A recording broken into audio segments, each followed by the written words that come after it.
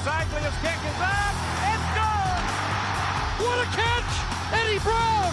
Touchdown, Edmonton! And Mike Pringle, he's the all-time leading CFL rushing leader.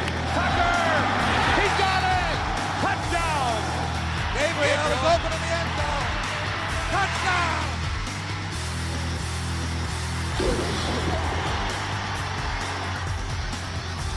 And it's a warm evening here in the city of Baltimore. 95 degrees at kickoff time, a northwest wind 15 miles per hour. Very humid evening as well, and Memphis has won the toss. They are receiving. This is Anthony Jordan from his 11-yard line. And Jordan gets up to the 30 before being stopped. 15-yard gain. Your quarterback, Damon Allen, 57%. His numbers are up a little bit this year. 4 touchdowns, 8 interceptions offensively for Memphis. Damon Allen is their leader at quarterback, and Joe Horn is the most veteran receiver that they have on this team at this point because of a number of injuries they've suffered. So they'll start first down. And they give it to Shipman. Shipman trying to bounce it outside, cuts it in. Al Shipman gets up close to the 50-yard line. Gain of 18 yards for the rookie out of the University of Miami defensively for Baltimore. Elfrid Payton leads the CFL in sacks with 10. Matt Goodwin, last year's CFL Rookie of the Year, is that outside linebacker. And Irv Smith, an All-East performer, number 21, the right cornerback. Good look at Al Shipman there, and it's important that they start this thing off right. He's taking Gary Anderson's place, who was injured during the week. And on first down, this one incomplete, intended for Joe Horn. But there's a flag on the play at the 50-yard line, the Memphis 50. And Damon Allen, we looked at his numbers, Danny. They're up a little bit, but the production of this offense, as we've talked about in our open, is down. And in a way, they're wondering why. They really have. They've only scored 7 touchdowns, 3 by the run, 4 by the pass, 2 by return. That makes it 9 in total, but 7 offensively. Offside. Memphis number 15 declined. Second down. Why did they bring So the ball from the Memphis other side? called for the offside penalty. Kendrick Jones, rookie out of the University of Tennessee. That'll make it second down and 10 yards to go. From the, and here's Allen in trouble, firing underneath, complete to Horn, and Joe Horn makes the reception. O.J. Brigance with the tackle, but Joe Horn really delivering a lick. Gain of 16. Damon Allen being able to do the things that he does best. Get away from the heat, then keep looking downfield, open up, now find the open receiver who's worked hard to find the open spot in that zone. And Joe Horn comes up with his 27th catch of the season. And that makes it first down for Memphis. And they give it to Shipman, and Shipman has plenty of daylight. Hauled down from behind, but little Al Shipman gets to the 25-yard line. Another huge gain for him on his second carry. This time 17 yards. Give the ball deep to Shipman, because this guy's got great vision and tremendous acceleration. He runs a 4.28 40, and this guy can make a lot of things happen. Good blocking up front by Brown and Ritter off of that right side.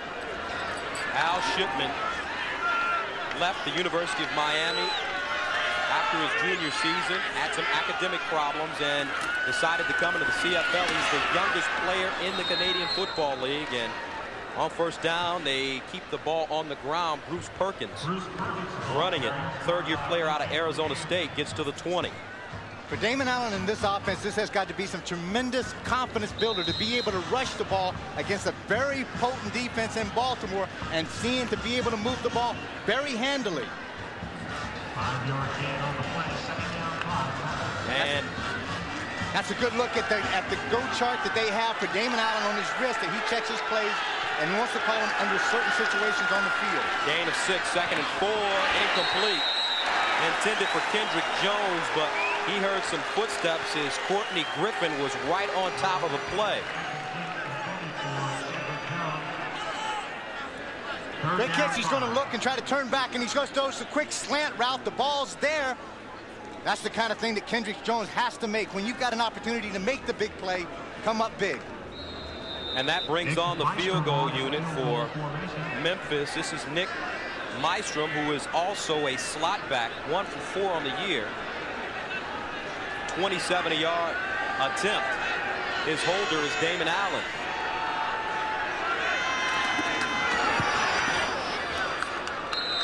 And Mystrom nails a field goal, and the Baltimore Stallions are now trailing Memphis 3-0 with 11:32 remaining in the first quarter of play. And we're back at Memorial Stadium in Baltimore, where the Memphis Mad Dogs have taken a 3-0 lead, and Memphis goes 8 plays for 60 yards, and Mystrom nails a 27-yard field goal for our first score of the game. And that's something this Memphis team wants to do, and that's get some points on the board as early as possible. And that's exactly. They've had a lot of trouble scoring touchdowns and field goals. They actually lead the league in singles, which isn't going to help them win a lot of football games. But from that drive right there, to be able to take the ball, move it down as good as they did, get it in the field goal ring, and come away with some points, again, is a very positive thing for the Memphis Mad Dogs. So here's Aaron Canner kicking off. And this will be Mike Pringle at the 15. Pringle breaks it outside. He's got a convoy in front of him. And Mike Pringle, a great run, gets up close to midfield. He may be in Memphis territory, depending on the spot. Gain of 36. Little confusion in the backfield as far as who's going to receive it, but Pringle is the guy that comes up with it, and he's tremendous burst of speed, and guys know if they get out in front, make one little block, get a little piece of somebody, Mike Pringle can make a lot of things happen. And you talk about bringing the ball back to midfield, giving Tracy Ham 1st and 10 on the 55. Mike Pringle, last year the #1 rusher in the CFL, comes into this game as the #2 rusher in the league. And on first down, they give it to Pringle, last year's Eastern most outstanding player, and your quarterback Tracy Ham. And Danny, he's been doing it well in this league for a long time. This is a guy who's been a little hurt, and he got hurt with his foot last week, but it seems to be doing pretty well now. Nick Subis, number 51, comes back at center after sitting out 5 games with a rib injury. And Mike Pringle and Tracy Ham, we've talked about him, but keep your eye on Chris Armstrong, number 81. He leads this team in every receiving category. Second down, 9 yards to go. Ham's going to let it fly, and it's complete at the 42. That's Chris Armstrong with his first reception of the game. For Memphis, defensively, they've got one of the best front lines in the CFL, Danny. Well, they certainly do. This is a defense that comes in that is a veteran defense. It may be a first-year team, but these guys all have CFL experience. Cofield and Harding last year with 16 sacks apiece, tied for second in the CFL. The completion to Armstrong makes it 1st and 10 from the 42-yard line. Play action for Ham. Sets his feet, going in the end zone for Culver. Incomplete. Skinny Culver at least had 3 yards on the closest Memphis defender, but Ham couldn't put it on him. Skinny Culver is a guy that didn't have an opportunity last year because of some immaturity to play for the Baltimore Stallions, but this time he does a little shift. You can see there's got to be a mix-up in the secondary of Memphis, because all of a sudden Damian Lyons, the corner, was expecting to have deep help. Skinny ran by everybody, and Tracy Ham just overthrew the open Skinny Culver. Culver played 1 game with Baltimore last year and quit the team. Sat out the entire year, came back in shape and with a better attitude, and got a starting job. And here's Ham throwing again. Incomplete. Robert Clark, the intended receiver, and once again he had a step, this time on Junior Robinson. So Ham throwing the ball vertically a little bit, and that's not normally what he's accustomed to doing. Well, I think Tracy's one of those kind of guys. He's very patient about some things, and he can nickel and dime it, take exactly what you give him. But maybe he felt after that big drive that Memphis had, coming down there, scoring that field goal to begin with, that he needed to reciprocate and make something happen quickly, and that's why he was trying to take it downtown early. Brings on Carlos Huerta for a 50-yard field goal attempt. Huerta, 23 of 29 on the year, and low line drive, he nails it. Carlos Huerta, 50-yard field goal, and he ties this game up at 3. 8:59 remaining in the first quarter of play. We've got a tie score from Baltimore.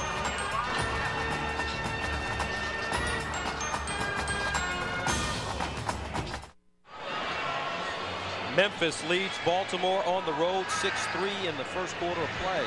Gus, it's surprising. I think Memphis has had some great success so far. Don Matthews said yesterday that his team is a team that expects absolutely to go out there and win every game. They were kind of peeved off last week of losing that game to Calgary, and they think right now that they're going to bounce back extremely. The first few minutes that we have seen so far, they may be taking Memphis a little lightly, and Memphis is having some opportunity to score some points early.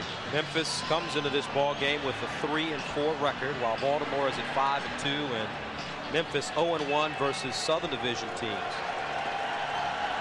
And offensively, we've told you about their struggles, but talking to Damon Allen, this team is so confident with their defense that if the offense could just give them a little bit, then they think they can win. The big thing that's happening is that offense is helping to rest that defense a little bit, which can give them more opportunity. And this will be the return specialist, Chris Wright, who leads the CFL in all-purpose yards. They set it up on the right side, and Wright picks up good yardage, gets close to the 40-yard line. They'll spot it at about the 38. Run back of 17 yards. And Tracy Ham, on his first couple of possessions, his Baltimore offense hadn't looked as crisp as it normally does. He really hadn't. He came in, he said that he was going to take whatever they had to give him, and he wasn't going to take it downtown the first couple series. He was trying to make something big happen.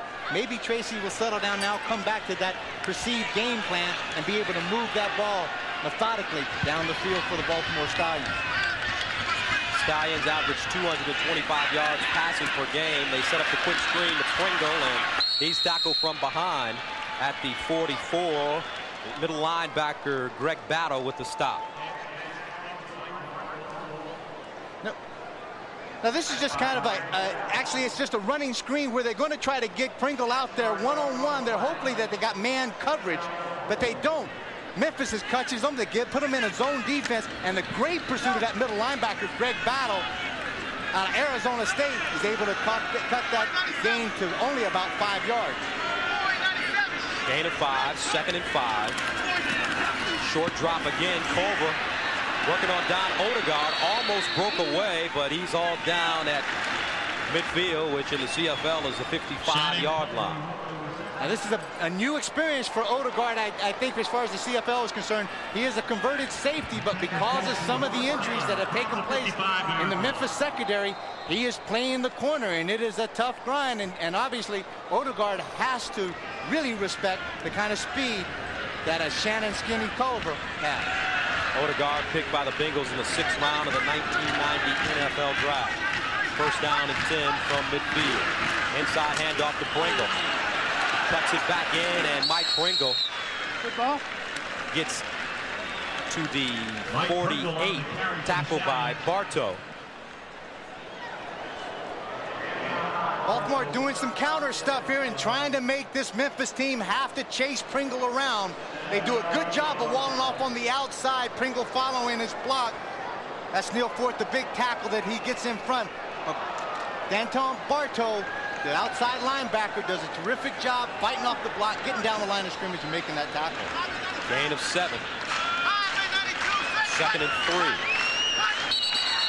And a penalty flag. Looks like some movement on the defensive line of the Mad Dogs this time. Stephen Bates, 4th-year player out of James Madison. Offside. Memphis 92. First down. Just to repeat one of the rules in the Canadian Football League, the defensive line has had to line up a yard off the line of scrimmage. And Stephen Bates was just trying to anticipate that count. Tracy Ham came in there, gave him the stutter count, that hut, hut, hut. And all of a sudden, Bates was in the backfield, gets called for the flag. First down. Here's Ham. Under pressure, Ham's going to let it fly, and it's incomplete. Good defensive pressure by Tim Cofield, who's second in the CFL in sacks this year with 8. Good containment on the outside. Alex Gordon is the guy. He's working on Neil Ford, the big cuz. Right tackle forces Tracy Ham to have to get outside, and Cofield, with the terrific speed that he has in pursuit from the backside, gets to Tracy just as he's releasing the ball and forces him to throw the ball short. Second down and 10 from the 43. For Tracy Ham. Won 2 national championships at Georgia Southern, playing for Erk Russell. And here's Ham again, letting it go to the near side. Complete inside the 15. Chris Armstrong with the reception. His second big one of the game. Easy pattern. Sprint out to the right. Throw back. Post corner. Now he gets Junior Robinson all turned around. Tracy Ham has plenty of time to throw the ball, and it turns out to be a 30-yard reception. Chris Armstrong led the team in all 3 receiving categories in 1994. 72 receptions for 1,586 yards and 18 touchdowns. Baltimore deep inside Memphis territory at the 14. Here's Ham passing on first down in the end zone, and it's intercepted. Eric Nelson with the interception in the end zone, and he brings it out to the 10-yard line. Only the 5th interception of the year by Tracy Ham. Eric Nelson, a rookie out of Memphis, picks up his first pick of the year.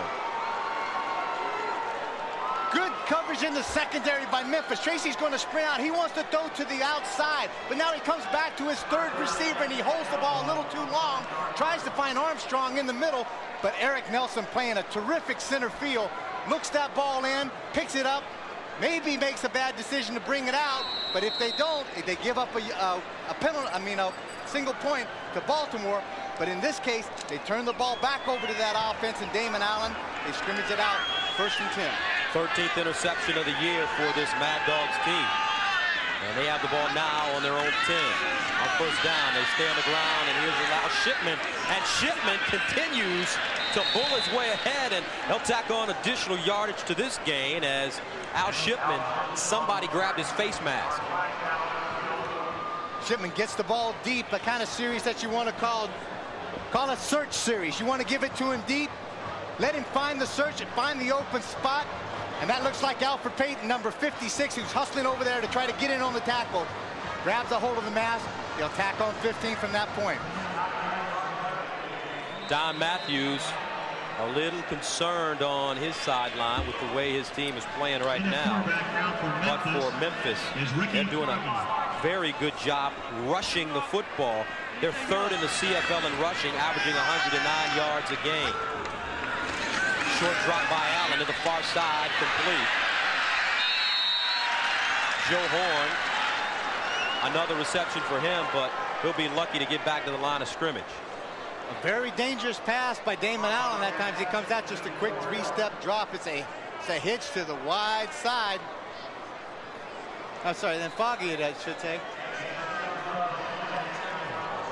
Ricky Foggy, University of Minnesota's all-time leader in total offense, and more than a good enough backup. Second down and 4. Here's Foggy. Pocket breaks, but he gets it off anyway, and an incomplete pass because Al Shipman unable to haul it in. As you take a look at the owner of the Baltimore Stallions, Jim Sparrows, who has definitely brought a winner to this town. He started off, and this is a guy that is a big motivator, a big believer in the CFL. And he's starting to build his franchise. He went right to Don Matthews and put a lot of... Memphis number 81, penalties declined. 3rd. Oh. Just to finish that thought, put a lot of faith in Don Matthews, who surrounded himself by some great Canadian talent. So we're at the end of the first quarter. Memphis with the surprise 6-3 lead over Baltimore.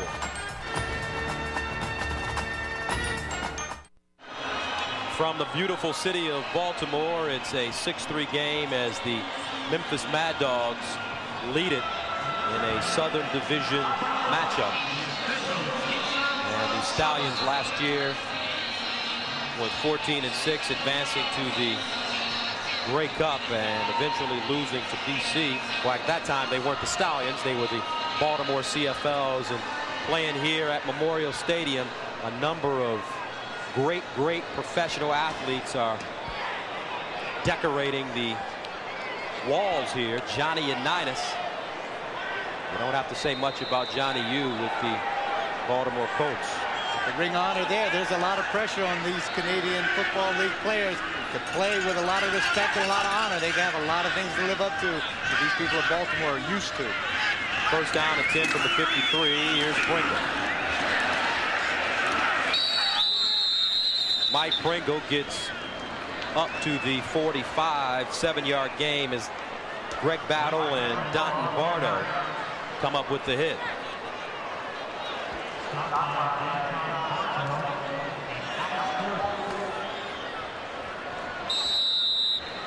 Battle in his 9th year out of Arizona State. This is a guy 2 times in the CFL, has been named most valuable defensive player when he was with the Winnipeg Blue Bombers between 1987 and 1993.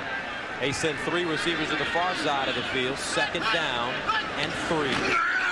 Here's Pringle and a nice play in the backfield. That's Bardo again, somehow managing to shake off his man and make contact with Mike Pringle. Bardo jumps on the line of scrimmage and anticipates the snap, and then he has terrific penetration, gets the left arm out before Mike Pringle can even get going, and makes a terrific 2nd down play, sets up 3rd down and a field goal for Carlos Huerta. Carlos Huerta, 53-yard field goal attempt here. He's 1 for 1 from 50 yards and out. Dan Crowley, the 3rd-string quarterback, the holder.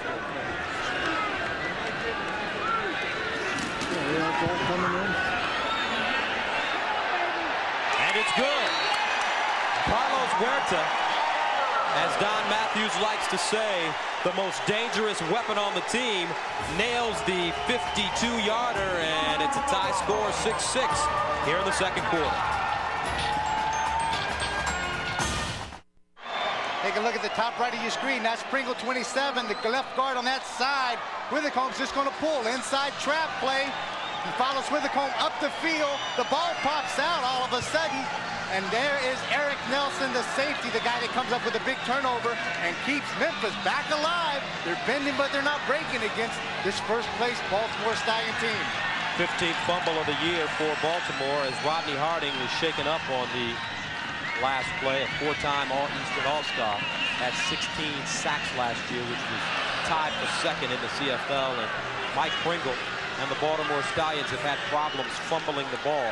They fumbled the ball 15 times as opposed to their opponents who only fumbled the ball 6 times when playing Baltimore.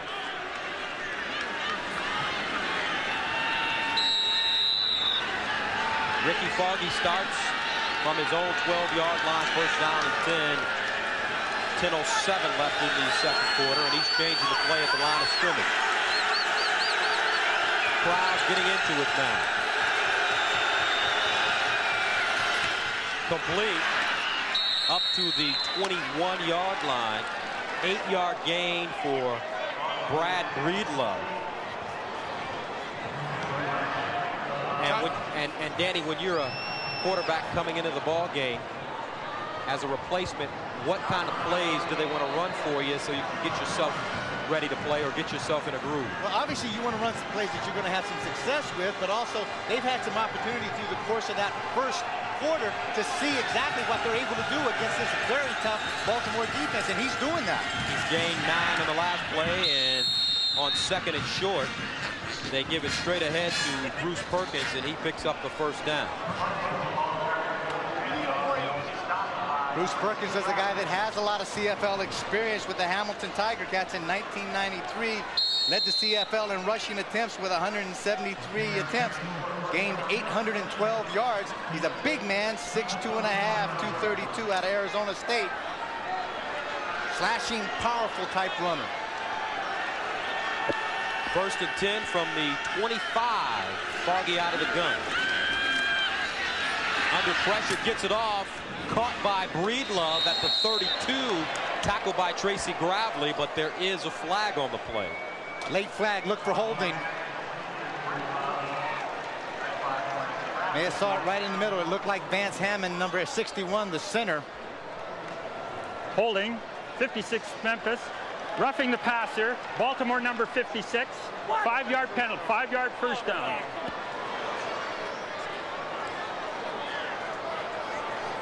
Right in the middle, you could see your Ricky Foggy looking downfield, but at the last minute, that was number 99, Demetrius Maxey, that gets up the field, and it looks like Vance Hammond, as I said, number 61, that came over to try to cover up, and he pulled him down from behind.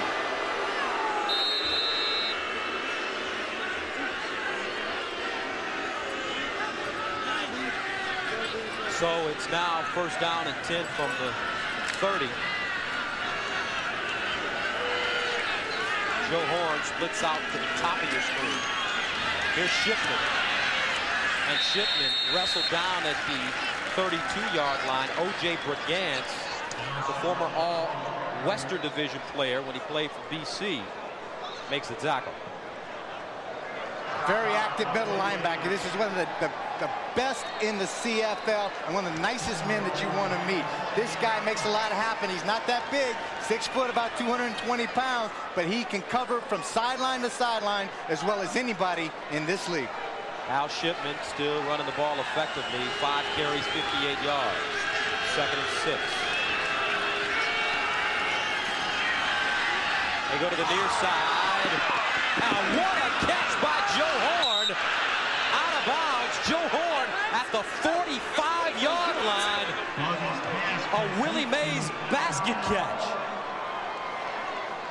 Working on Irv Smith. Look at this. There's nothing fancy to it. It's just streak, speed against speed. The ball's thrown. Smith can't find the ball at the last minute, but the right hand comes down and looks like it grabbed the hold of the face mask of Joe Horn. So tack 15 yards onto this.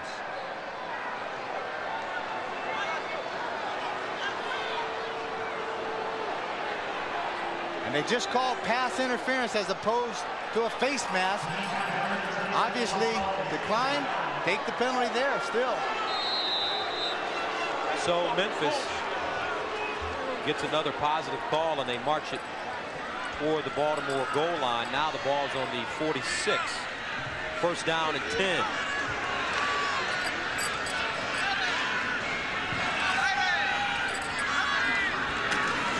Draw play to Shipman. Shipman ducks inside, but is tackled by Tracy Gravely. Somehow Gravely was able to grab his ankle and haul him down. And this guy runs a 4.2 40-yard dash. In the eye, Joe Bayless picks aside, goes around to the right, gets good penetration, but the terrific quick feet of Shipman is able to avoid that, get the ball upfield.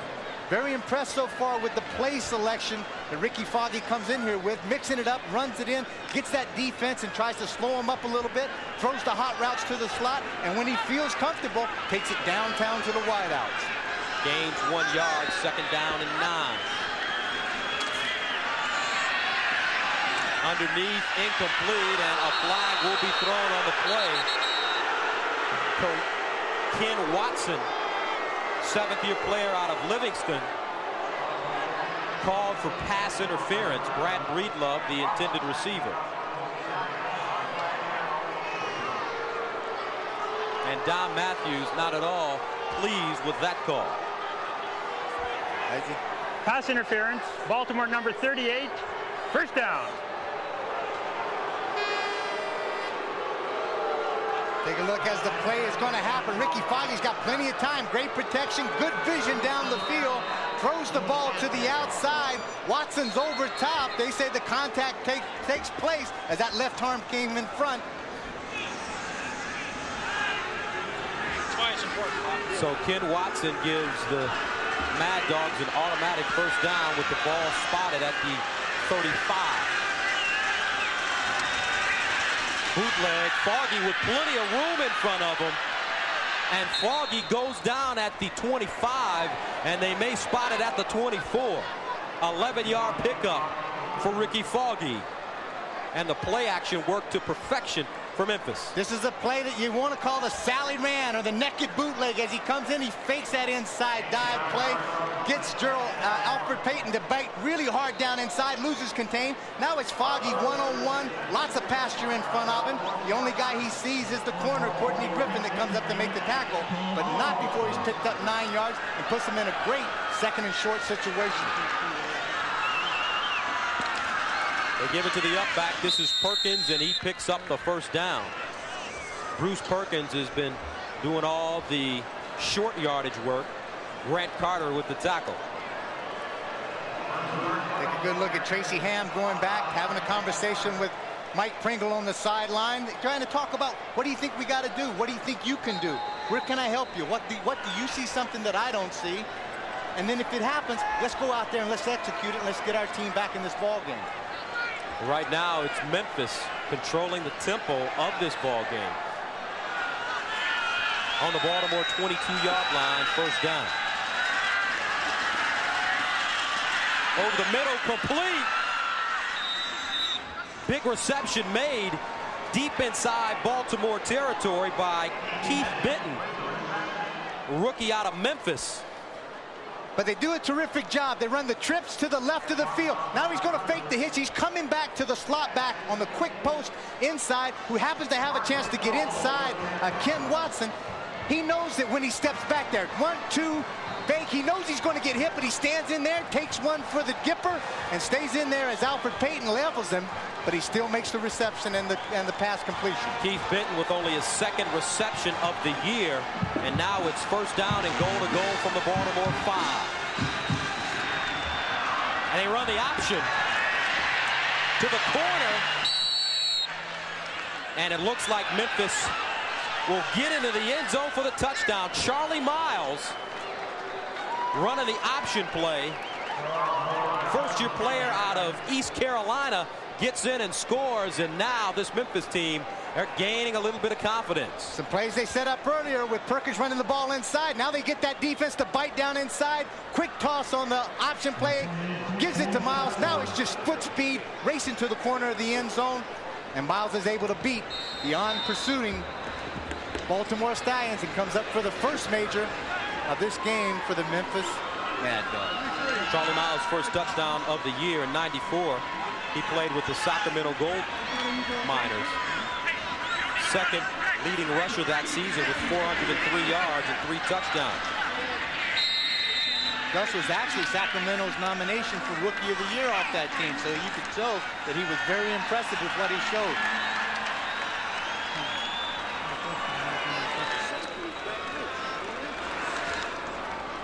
So we get a penalty, and they bring it 5 yards back for Memphis, and Charlie Miles managed to get into the corner of the end zone.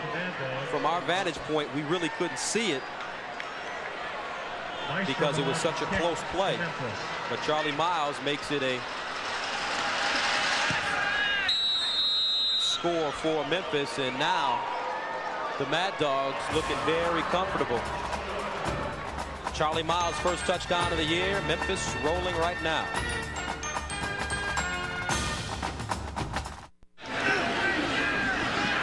And to the near side, Skinny Culver with the reception. Steps out of bounds at the 24. So Tracy Ham put together a good drive here. He's starting to operate on this Memphis defense. He shows a lot of confidence there. It's 2nd and 3, 2nd and 2, and he takes it down 15, 18 yards to the out pattern and throws something that he's very comfortable with. He and Culver, and this is a great thing that Don Matthews has said. Shannon Culver came back to camp this year more mature and ready to be a professional football player, ready to be a wide receiver. Culver has 3 receptions for 36 yards, picked up 14 on the last play. First and 10 from the 24. Culver again, setting up the quick screen, and he ducks underneath, gets to the 20. Jamie Anderson with the tackle. Tries to throw that hitch screen to the outside, and Jamie Anderson does great pursuit from the inside, but while it's made up is at the corner on that side. Damian Lyons comes from the outside, squeezes the play back in, and turns that play back into pursuit. And there's where Anderson is the man on the spot. It's the 7th play of the drive. 2nd and 5 from the 20. Straight drop back for Ham. And Ham pursued, and he goes down at the 35. Jamie Anderson with the sack.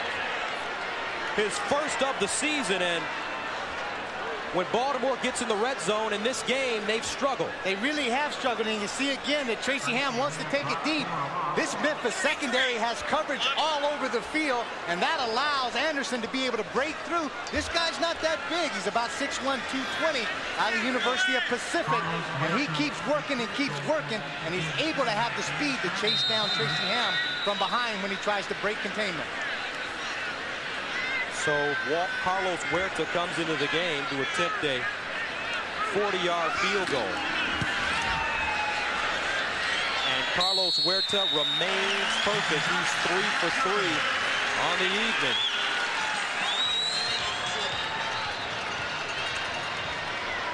And your score is now 13-9. Carlos Huerta has been all the offense so far for this Baltimore squad. That's very important for them that when they get down in the red zone, even though they have made some mistakes, an interception, a sack, a fumble, but they are not coming away empty-handed.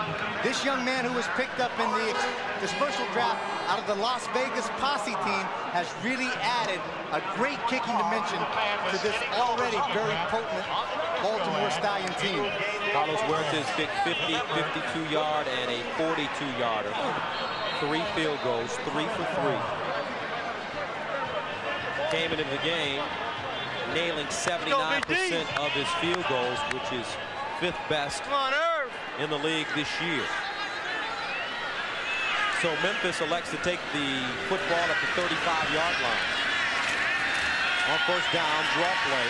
This is Miles up to the 40, and he'll go backwards. His forward progress should establish the ball at the 40-yard line.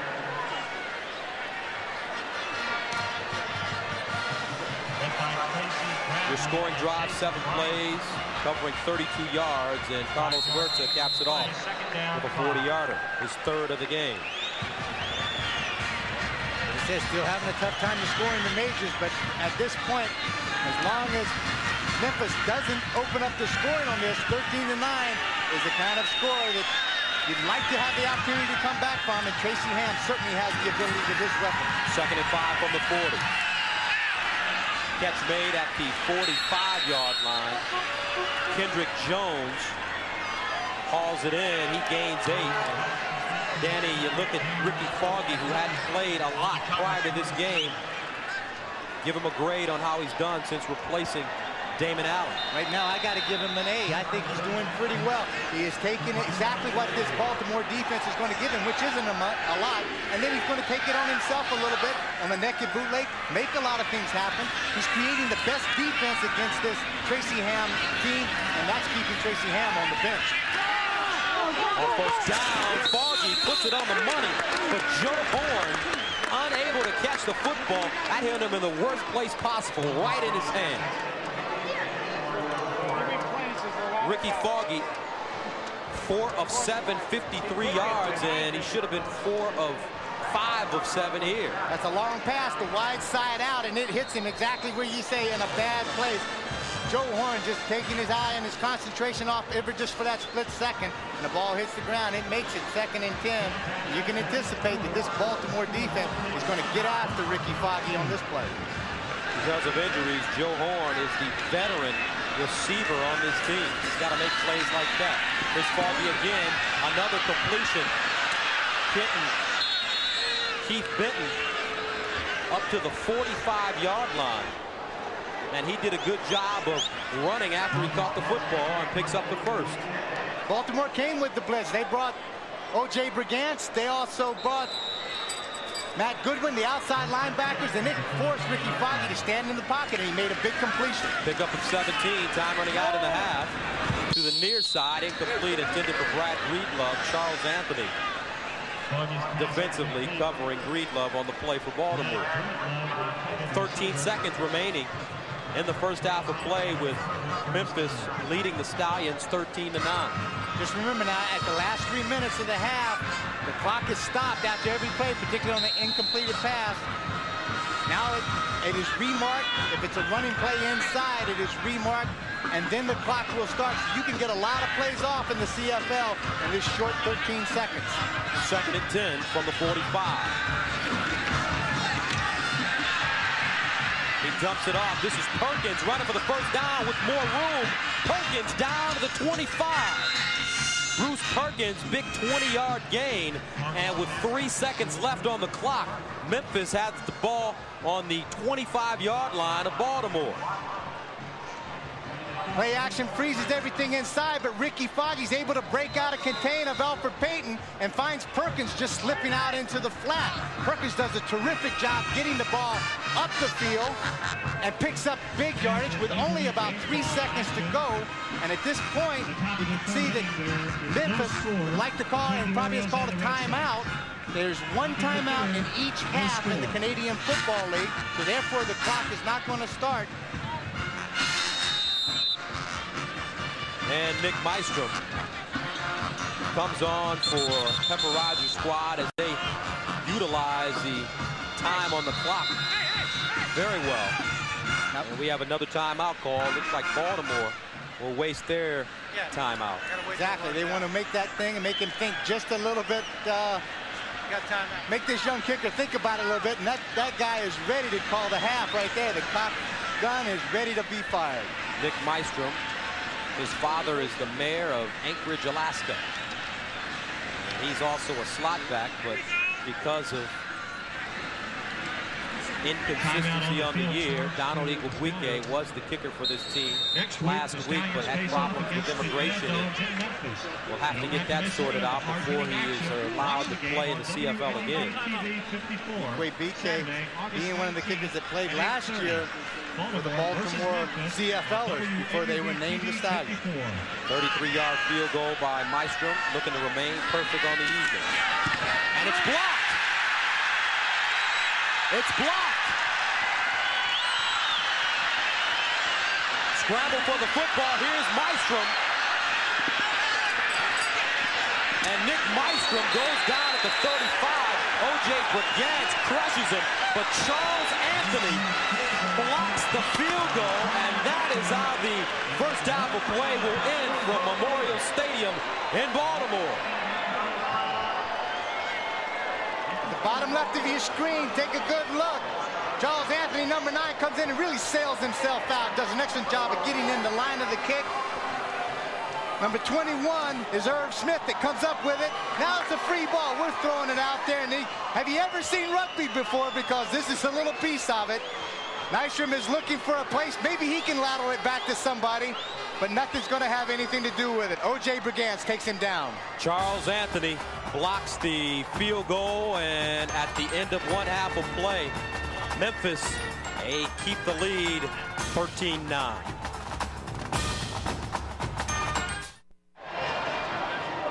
And another dangerous guy for this Baltimore team, Mike Pringle, standing at the 14-yard line. Well, also back deep, Chris Wright. This will be Pringle from his 10. Mike Pringle still on his feet, and he goes down at the 17-yard line. Return of 8 yards as Tracy Ham comes back onto the football field. Not really a great half for Tracy, 9 of 13 for 104 yards, but all year long, his numbers really haven't been up. They really haven't, and that's because the guys like Chris Wright and Mike Pringle, he's always starting on a short field. They have a great return team right now, and also they have the #1 punter in Josh Miller in the CFL that keeps backing teams up. So he's getting the ball 1st and 10 on about the 25, 35, 45, and he makes a lot of things happen, so his numbers statistically are not up. Speaking of Josh Miller, he has not punted once this evening. On first down, Skinny Culver with the reception on the quick screen. He ducks inside, gets up to the 27-yard line. Rodney Harding making the tackle. Gain of 9. Tracy Ham coming out, trying to establish some patience, having some confidence in some things they're doing. Get this Memphis defense to have to chase people wide, maybe slow them down, so somewhere in the fourth quarter, if they're a little tired, somebody's able to break something big open. Ham came into the game, 83 of 161 for 1,300 yards. Second and short. And Pringle goes through the middle. Mike Pringle up to the 45-yard line. Some hard running by Mike Pringle, tackled by Ed Berry, gain of 18. And Danny, Mike Pringle came back on Wednesday, their only day in pads, and he said he wanted to definitely get some good work in. He did, and that was a really inspirational workout that they had, and he said that Mike Pringle only knows one speed, and that's full out. Breaks the point of attack, and he's running straight to the safety, and you can see he runs right through the tackle of Eric Nelson. First down and 10. This is Reggie Perry at midfield. Wide open on the crossing route. Perry tackled by Ford. And Tracy Ham with a big completion. First catch for Perry.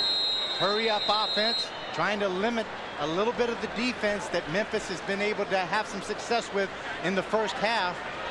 Perry, just to show you how innovative he can be and how he can be in this athletic in the CFL, came to the Baltimore Stallions as a fullback and ends up being a slot back, 6'2", 205 out of USC.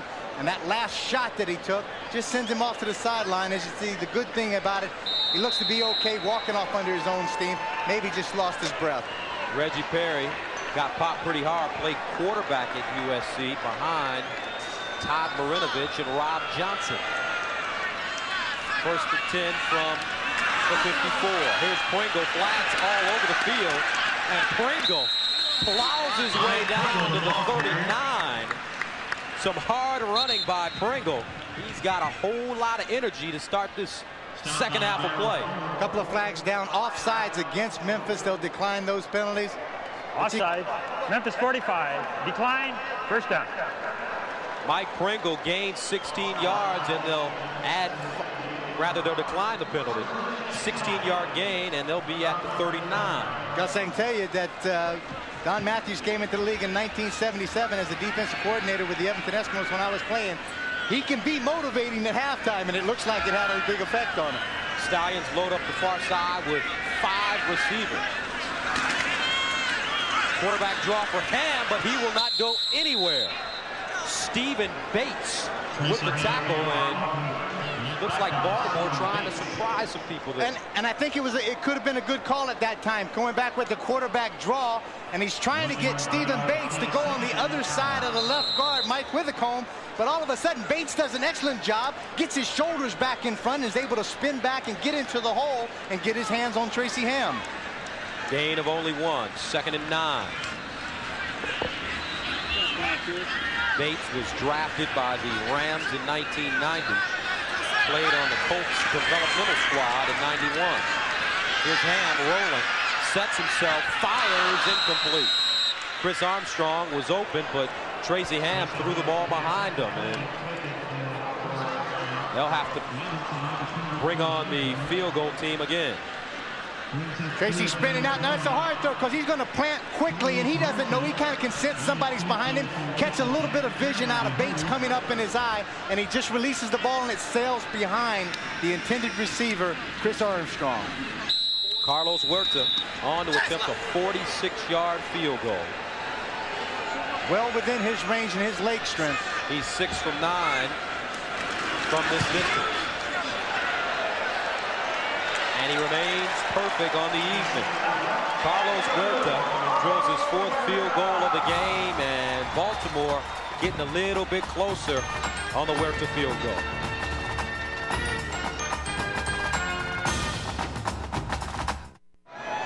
Gus, here's an example where I think Chris Wright showed that he is a rookie. Catches the ball. Now, if he downs the ball right there, he gives up a single. 1 point for Memphis. And then they scrimmage the ball, 1st and 10 on the 35-yard line. He brings it out, tries to make something happen, backs Tracy Ham and the offense up and then where they catch the ball, and they make it 1st and 10 on about the 8. You can see Don Matthews having a conversation over there with him. Don Matthews very involved in running the special teams of the Baltimore Stallions. So you would rather have good field position than to give up a point? At this point, it's 13 to 12. You make it 14 to 12. You still have to kick a field goal if you're going to get ahead of it. So why not? 1 point, and there's a lot of ticks left on the clock. From the 8, Pringle. And Pringle gets up to the 10 and runs into a roadblock of Memphis players. Not a big gain. Rodney Harding and Tim Cofield in on the play. This has been a tenacious Memphis defense. They've gotten after it. These guys aren't supposed to be able to be this conducive as far as making a lot of things happen. They have a lot of glue in there that holds them together. There's a good look at Tim Cofield, who has great experience, 5 years in it. Greg Battle with 9, Rodney Harding with 11. So these guys have gelled together very quickly as a unit. 2nd down and 8. Ham lets it go, and it's complete. At the 24, flags on the play. Complete at the 24. Robert Clark with the reception, a 14-yard gain, but they'll march this one back. A holding penalty called against the Stallions. Certainly does, since they made a big gain and picked up the 1st down, and it looked like they may have been calling out on the right tackle. The big cuz Neil Fort, 66. You see the concerned look on Don Matthews' face, working that gun pretty good.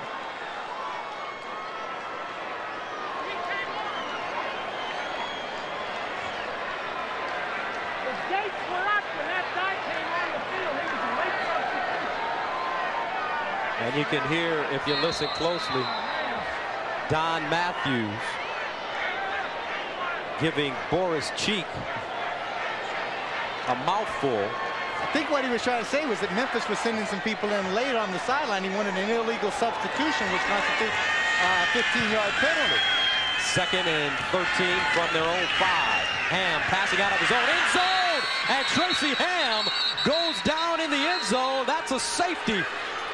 And the Memphis Mad Dogs, the defense comes up with another big play. Alex Gordon making the sack and giving them 2 points. Now it goes back to the very first thing as far as the miscalculation of Chris Wright coming out of that end zone. He could have given up 1. Now they have given up 2 points. Plus, Baltimore has to kick the ball off. The guys in front, that's big Alex Gordon, along with Stephen Bates. Terrific pressure, but that is caused, it's a coverage sack. Look at that, no place to go. A lot of heat quickly. Tracy Ham trying to get rid of the ball. Now Baltimore has to kick the punt off. They can either punt it or kick it off from the 35-yard line, but Memphis gets the ball back, plus 2 points. So the rookie mistake has cost the Stallions 2 additional points plus the football. And Memphis, they've taken a 15-12 lead now, and they'll get the ball on offense coming up.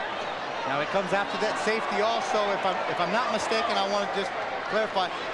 Memphis has the opportunity in the option. They can either have them kick it off, which is a punter, or kickoff, or they can scrimmage the ball from the 35-yard line again, just like the field goal.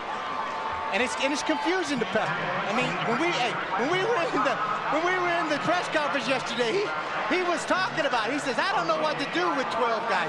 I don't know what to do with timeouts sometimes. I don't know what to do with illegal substitution or eligible numbers or ineligible numbers. And I think at some point, Pepper Rogers is just dumb like a fox, because this guy knows a lot about football, and that's his job as the head coach, to go out there and learn these rules of the new football league that he's a part of. And you see a chuckle from the... You explain it to me first, and then we'll both know.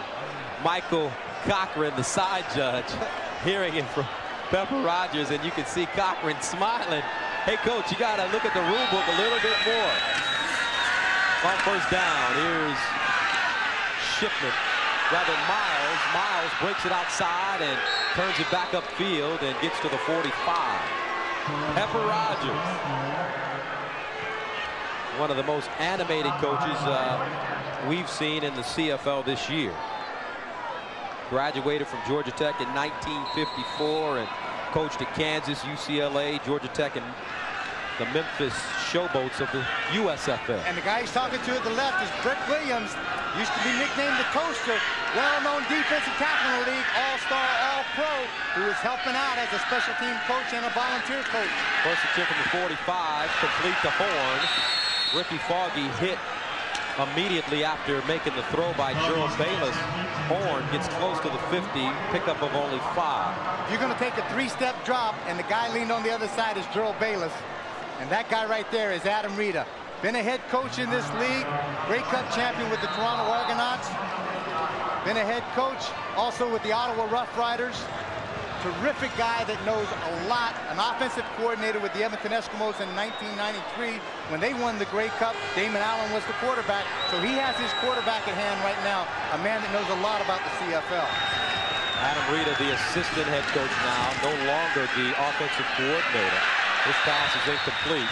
Buddy Geis, who coached at Tulane last year and also coached Sterling Sharp with the Green Bay Packers, is the new offensive coordinator for this Memphis Mad Dogs team. And Horn unable to haul the football in, hit his hands and bounced out.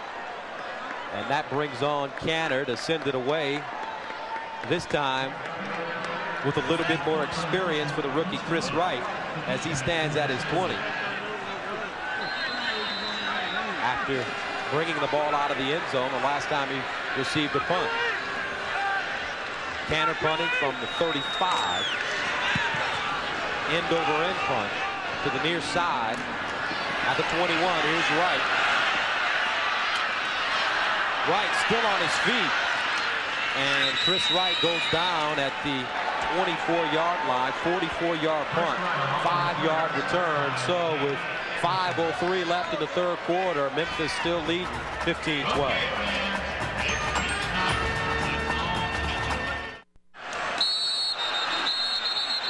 On first down, we have penalty flags again. We're looking at Sharp Pordanish, last year's most outstanding lineman in the CFL in his rookie season. So he's playing with 2 very weak ankles. Wasn't even supposed to play this game. That's exactly right. They were going to try to sit him down. Procedure. Baltimore 68. First down repeated. They were going to try to sit him down because his ankles are really having some problem. But just at the bottom of your screen, he makes that quick move inside. But during the course of the week's practice, John Earl tore a bicep muscle, who was the right guard. So therefore, it puts his brother, his twin brother, Guy Earl, playing the right guard. And Pordanish had to suit up. So he is playing out there with a couple of really bad ankles. Pordanish graded out 90% or better 13 times last year. Here's Culver on the quick screen with room. Skinny Culver inside the 50. Finally slides down at the 47, picks up 6. Now this is the kind of good matchup you like to see on a hitch screen, because he puts Culver out there against Odegaard, and Odegaard is really going to respect the speed of Culver, and that allows that hitch screen to be set up in enough time for those offensive linemen to get out there and make a block. 2nd and 11.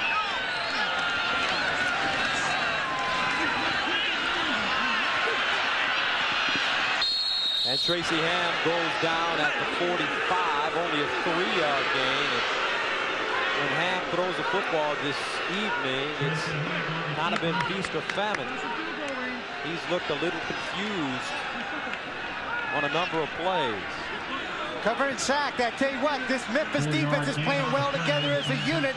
Some heat in front, scrambles Tracy, but look at the discipline they have. Stay with your man right until Tracy Ham breaks the line of scrimmage, then leave your guy, leave the receiver, come up and pursue, make the tackle short of the first down, and that's exactly what they did, and it puts Baltimore in the kicking situation.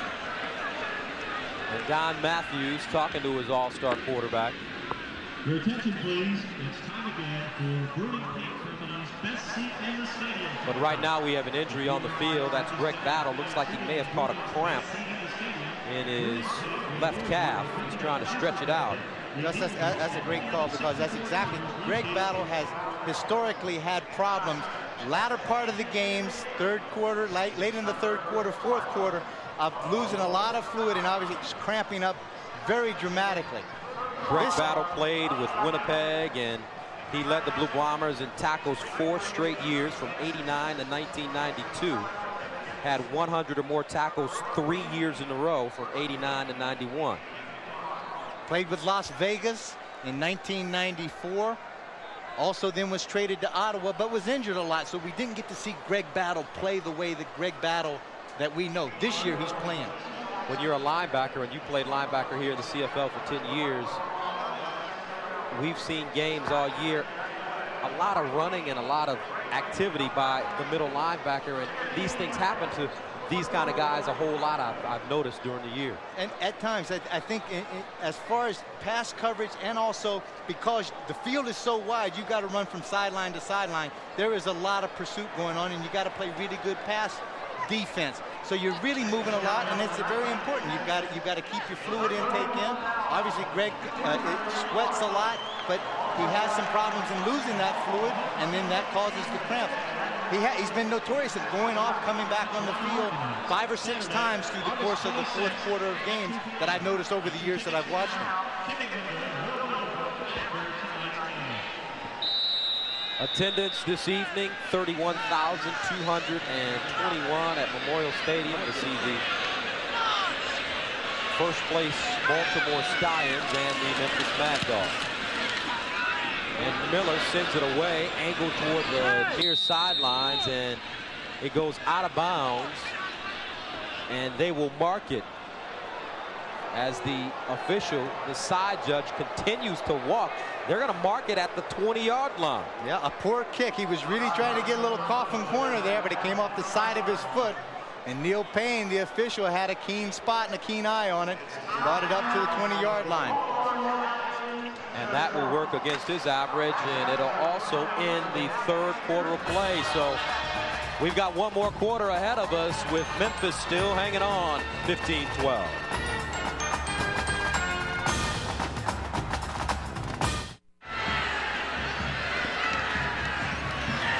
And we're starting the fourth and final quarter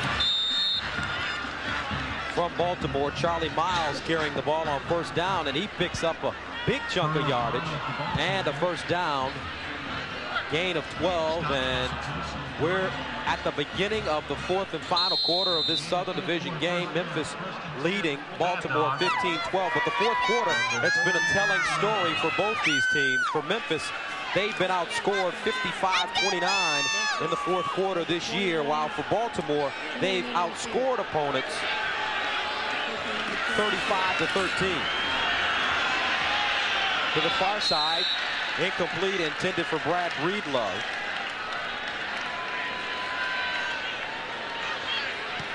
Ricky Foggy misfiring there. Done a good job of coming off the bench. Again, he really has control out there, and it looks like the offensive personnel around him have a lot of faith in his ability. It's important that Ricky Foggy gets somewhat production on 1st and 10, and he doesn't put himself in this situation. 2nd and long, knowing Don Matthews pretty well. This is the kind of situation he likes to get after the quarterback, force some pressure on him, see if he can make a turnover. Damon Allen wishing that he could be in the ball game right now. 2nd and 10 from the 31. Foggy to the far side, and little communication problem on the route. Joe Horn, the intended receiver. Ball thrown wide of Joe Horn. In the CFL right now, Birmingham playing at Winnipeg, and they lead it 19-12 at halftime. Matt Dunnigan and the Birmingham Barracudas have hit a dry spell as of late, but that'd be a big win for him on the road this evening. Here's Canner standing at his own 16. Chris Wright back deep for Baltimore.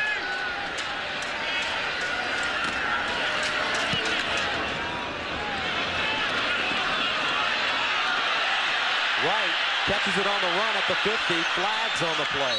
And he gets inside Memphis territory. This will be a no yards penalty. Maybe the 15-yarder, because the punt team of Memphis not slowing up at all for Chris Wright. 39-yard punt. Just to clarify, Gus, there is the 15-yard, no yard. When guys get caught in that 5-yard perimeter zone, there's no fair catch in the CFL, but you have to give the returner 5 yards. No yards. Memphis, 15-yard penalty. First down. Take a look as he comes in there. Chris Wright goes in there. Now the guy runs by him. It's pretty close on the way as he goes by. He could have been about 3 or 4 yards past him. Trying to really distract Chris Wright and maybe take his concentration off of it, but they get called for the no yards. If the ball, if you can see a coverage guy going down and trying to get out of the way, out of the zone, and it's unintentional, then it becomes the no yards penalty is only a 5-yard penalty from the spot of the foul. Right, averaging 165 all-purpose yards per game. First and 10. This is Robert Drummond, his first reception, lowers his head and picks up the first down at the 39. Drummond tackled by Ed Berry. Gain of 10. What a terrific athlete that Robert Drummond is. He's 6'3", about 215, out of Syracuse. And he is terrific as far as coming out of the backfield and doing as we just saw. Using it as a receiver, they try to get the mismatch with a guy that can turn 4-3 against the linebacker or even against the halfback, because he's faster than most of the guys on that defense. First down from the 40. Draw play to Pringle. He hops over one guy and gets down to the 35. Rodney Harding thought he had Mike Pringle, but Pringle elevated, got over him, and picked up some positive yardage. Gains 5. And as we came into the ball game, this is how the Southern Division looked. Baltimore up 5-2. San Antonio right on their heels, though, at 4-4 on the year. Followed by Birmingham, Memphis, and Shreveport. Guy Matthews has been a winner everywhere he's gone. Won 6 Grey Cups as a defensive coordinator at Edmonton, as he coached the guy that's standing right next to me, Dan Kepley. And coming up, we'll see if his team can put it in the end zone right after this. Here's Pringle to the 30. Mike Pringle picks up 5 yards as he's stopped by Greg Battle. And he will be short of the first down, so Don Matthews has a decision to make here. Going to be about 3rd and about 1. And right now, the kicker, Carlos Huerta, is out there in the CFL. Right now, when you line up, the defensive line lines up a yard off the line of scrimmage, and you guys got some people up front at this Baltimore offensive line. Subas at 285, Whitcomb on the left guard at 300, Earl at the right guard at 300. I would never second guess Coach Matthews' decision, because I respect him fully, but he feels right now that going for the field goal is the best thing to do and come away with some points and tie this ball game up. Well, Carlos Huerta has been perfect. 4 for 4. This one a 38-yarder, which will be his shortest of the evening. And it hits the goalpost. Carlos Huerta misses for the first time as it hit the left upright. And the fans here at Memorial Stadium unappreciative of the decision to kick the field goal, and they let the Baltimore Stallions know about it. Take a look. Good snap, good hole. It's a heck of a kick, except you could give him a whole bag of balls again and he probably couldn't hit that upright. But on this case, take a look at Pepper. Oh yeah, now I understand that. You don't have to worry about numbers, ineligible, uneligible, whatever it is. I know that hit the goalpost, and we don't give up any points. Pepper Rogers. 10:50 left in the fourth quarter, 15-12. Foggy throwing on first down, going for the long ball. Incomplete, but there is a flag. Oh, hold on, Gus. We got to take a look at this. Joe Horn, the intended receiver, had both hands on the football as it was thrown short. Let's go back. This is Courtney Griffin again on the corner. Now it's nothing but the streak route. Got a stop and go. He's got him beat by a couple of yards. Now as he goes up, watch Horn. He catches the ball. The contact's made after the catch, after the touch of the ball. And I don't think so. I think we just got away with one there as far as me being a referee for the night. So the pass interference call gives Memphis an automatic first down and a 33-yard gain. Vince Lombardi said, dancing's contact, football's a hitting sport. That wasn't even dancing. First and 10 from the 52. Shipman.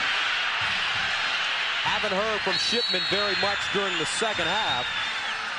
He gets to the 47, another flag on the play at midfield. Send it back because holding against Memphis, sometimes the only way that you're going to be able to block a guy the caliber of Gerald Bayless is the holding.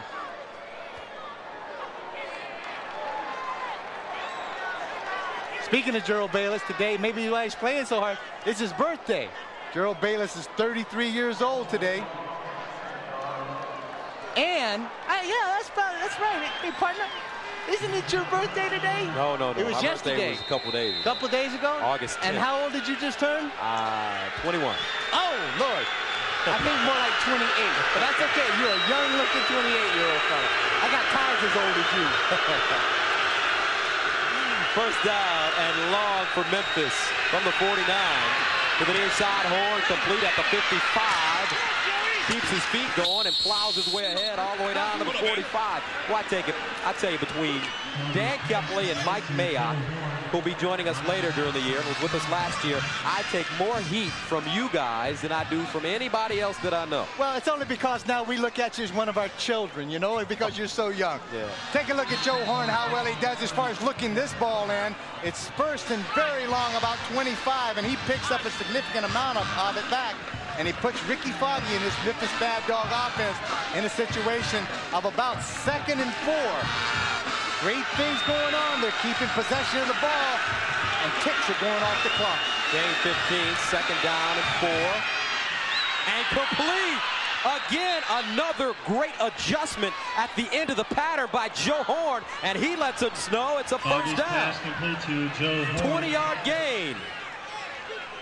Now, right at the top of your screen, now, you may not think this, but I think this is a call play. When they get even match to match, automatically, that Ricky Foggy is going to throw this ball behind the defender because all of his speed is going frontwards. The receiver knows he's going to come back for it, and that creates that separation and made what looked like a really tough catch very easy for Joe Horn. Big catch. 7 receptions, 118 yards. Joe Horn did not play college football, played junior college football. Itawamba Junior College in Mississippi. And he's having a big game, the second big game in a row for him. They keep it on the ground to Perkins. He picks up 4. And slowly but surely, Memphis marching the ball downfield. They've been good. They have not been all that successful as far as when they get into the red zone, as far as getting it into the end zone. One major score already, and it's important for them right now to see if they definitely come away with some kind of points. They need the field goal for sure. The major they would love. Out of the I formation, second down, 8. They give it to the up back. Perkins headed for the end zone. Touchdown, Memphis.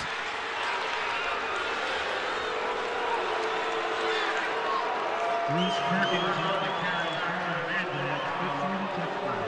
Bruce Perkins picks up his first touchdown of the year, and the Memphis Mad Dogs are in good shape with a little over 8 minutes remaining in the ball game. I formation spreads this defense out.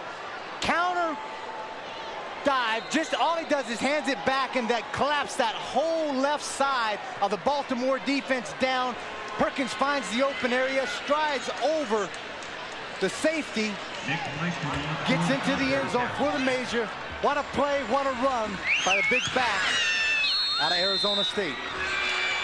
And the extra point is good. Bruce Perkins, 23-yard touchdown, and the Memphis Mad Dogs continue to surprise this Baltimore team. They lead at 22-12.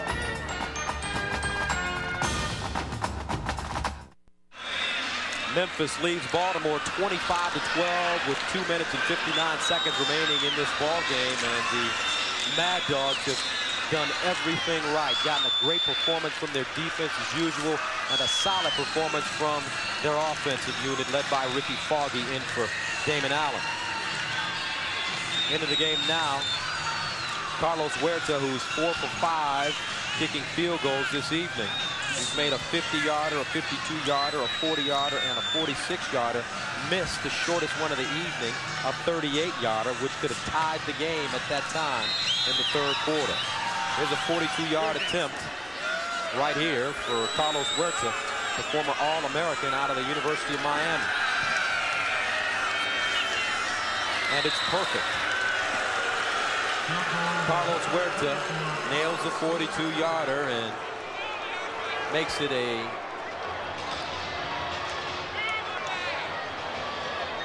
Gus, another example of Tracy Hammond, the Baltimore Stallions, getting down in that red zone 30-yard line and coming away with only 3 points, giving up another sack in a crucial situation to Tim Cofield. And you can see maybe that's one of the reasons. Tracy Ham getting some tape done to the hamstring area to tighten it up, either the hamstring or the quad muscle in the front. And maybe he's just unable to get away from some of that heat. Makes it a 25-15 game, and Mad Dogs will accept the ball on their own 35. They pitch it. This is Miles, Charlie Miles, hitting the backfield.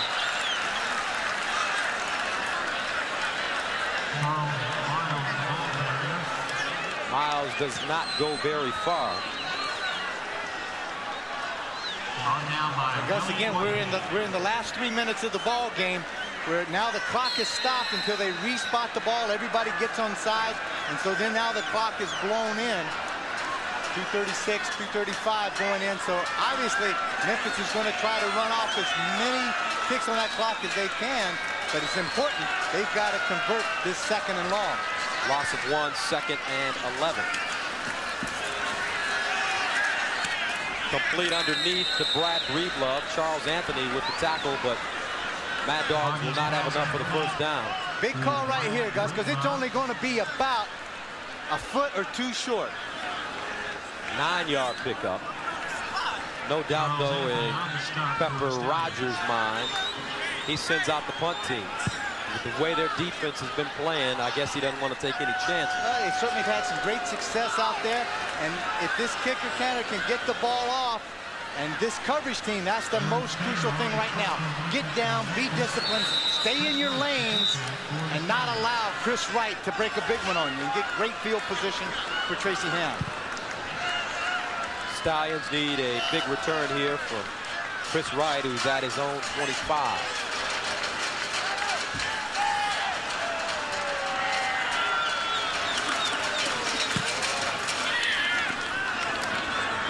Wright goes back to the 20, breaks it upfield. Chris Wright up to the 40-yard line. Good running by Chris Wright. 50-yard punt, 20-yard return, and a new quarterback in the game now for Baltimore, Sean Jones, who led the Georgia Tech Yellow Jackets to a national championship his senior year. And he's 15 of 30. 205 yards, 2 touchdowns, and 1 interception on the year. Tough situation to come in. Haven't had a lot of time playing this year behind Tracy Ham, but in a crucial situation, you have to make something big happen. To the far side, complete to Armstrong. Armstrong headed to the sidelines, gets out of bounds, and stops the clock. First pass to Chris Armstrong. Chris Armstrong has been very quiet here in the second half. And he's showing emotion there. Wants the football. And there is another injured player. Looks like Shannon Culver. And Culver in a lot of pain right now as he grabbing his groin area. Culver's been very active tonight, and at some point in time, you just never know what a very physical game has had on him. He came back and threw a great block, and he's been very physical out there, and it's starting to take its toll on the young receiver. Skinny Culver coming out of the game. He's got 5 receptions for 53 yards. And stung a little bit, but he's okay. Yeah, he's 5'10", 160 or so. I don't know what he gets the name Skinny from. He's probably all buffed up. Big arms on him. Jim Sparrows not pleased with the way his team's performing right now. 2nd and 4 for Sean Jones from the 46. Out of the shotgun, under pressure. Jones trying to buy some time, unloads, and it's caught! Mark Orlando at the 51-yard line, and it looks like he'll get the first down. So the local boy comes up with the big reception. And the advantage of having a new quarterback come in that's got some mobility and some fresh legs, able to get out of the chase that Memphis has, and Junior Robinson goes underneath to go for the pick. Mark Orlando, with that great concentration and soft hands, comes up with a big catch to keep the drive alive. The story on Orlando, not a lot of speed, but will catch anything thrown near him. Jones to the near side, a big hit. Put on Chris Armstrong by Junior Robinson. But Armstrong holds on to the football, gains 6 yards. Junior Robinson, 5'9", 185, out of my alma mater at East Carolina. Comes up and shows why he can close on that ball, makes a solid tackle. And maybe he's playing with a little more enthusiasm. He and his wife, Sandra, on August the 2nd, had their son, David III. 2nd and 5, and an interception. Don Odegaard picks it off and steps out of bounds at the 52, and that should be your ball game at this point. Don Odegaard, his 4th interception of the season, and Pepper Rogers will take this one right back on down to Memphis with a smile, as Odegaard pretty much seals the game for the Dogs. Don Odegaard showed in his experience in the secondary, going from safety, being prepared to play any position that you can. Just give me an opportunity. Put me in, coach. I'll play anywhere. Plays at the halfback now with the injury to Ed Berry, and you can see the happiness on that guy's face. Comes up with the big pick. That's his 4th of the season. 4th turnover of the ball game for Baltimore, and they put on 3 interceptions this evening. 1 fumble deep in Memphis territory. Baltimore came into this game, ironically, plus 25 in giveaway takeaway. The #1 team in the Canadian Football League. Exactly, and I think tonight that's the thing that's going to really disturb Coach Matthews. It could be the effort, but also a lot of the mental errors that took place out there on the field. 2nd down. 54 seconds remaining between Memphis's 4th win of the season. Perkins running the football. Alfred Payton with initial contact as he tried to strip it away. Don Matthews will call timeout here. It'll stop the clock. It'll be 3rd and about 4. It'll force Memphis into a punting situation. And hopefully, Don Matthews feels that he can get this ball back and possibly something can happen. 44 seconds again in the Canadian Football League is a long time.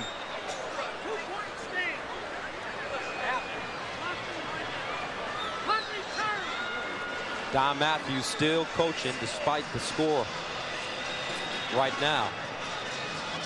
He's coaching for next week. Keeping on his players, and ironically, we spoke to Matthews during the press conference. He said they had a great week of practice. He really did. He was uplifted by, after the long road trip, getting back home, having an inspired day where they only had 1 practice with pads on.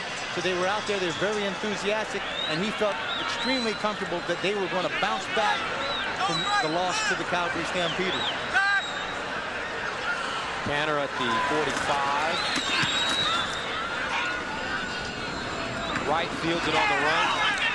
At the 25, trying to get outside. Chris Wright goes backwards and is down at Chris the Wright on the 20. return for Eric Stallions. Nelson with the tackle. The story of this game, folks, turnovers. Baltimore committing 4 turnovers, 3 interceptions, 1 fumble. Memphis, no turnovers. And also the same thing, Gus, is the fact of Tracy Ham and the Baltimore offense that is noted for his potency as far as getting down again into that red zone and coming away with nothing sometimes, or having to settle for a field goal. This is a team that up until this point had scored 21 touchdowns in 28 quarters coming into this game. Tracy Ham, the CFL's 9th all-time leading passer. Rough game for him this evening. Here's Jones, and they give it to Pringle.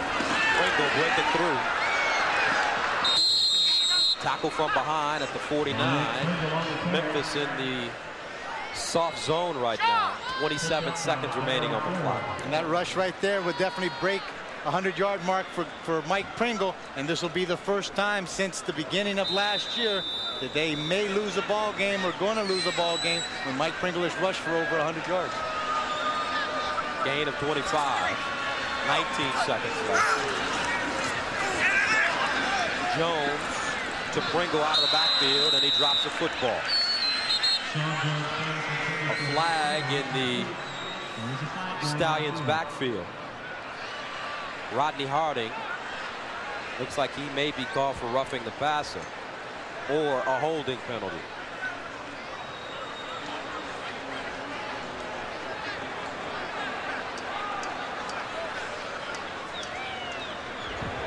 Holding. Baltimore is 65. 10-yard penalty. Very concerned look when Jim Spiros, the owner of the Baltimore Stallions, had a great opportunity to visit with him, as he said, at halftime.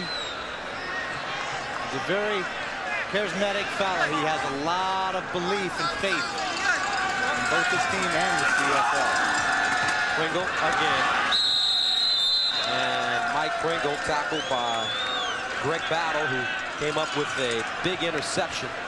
His 4th of the season to kill yet another Stallions drive. And this is one game that Pepper Rogers and his entire staff will take some pleasure in viewing when they watch films next week. As you can see right there, the clock's going to run out in the Canadian Football League, but one play still has to be run, and a victory for the Memphis Mad Dogs.